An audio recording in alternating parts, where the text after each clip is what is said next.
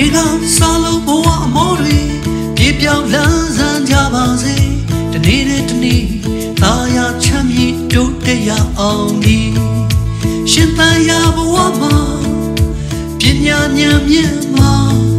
အယုသားဆုံးသာဖြတ်တန်းသွားတယောက်နဲ့တယောက်ကူပါ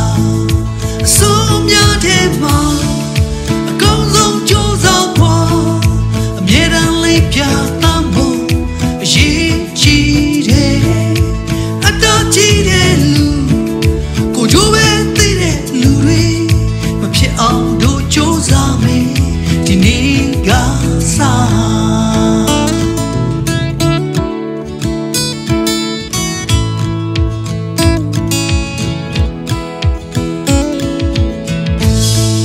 ဒီနေ့ကစားလို့စိတ်နှလုံးတွေပျော်ရွှင်လန်းဆန်းကြပါစေဖြူစင်စိတ်ထားသာယာချမ်းမြေ့ချီလန်းတိုင်းအောင်မပြေပညာဉာဏ်မြင့်မှာအခိုင်မာကိုခြင်းတရားအယုသားဆုံးသာဖြတ်တန်းသွားညီညွတ်တဲ့ဒုက္ခအားအ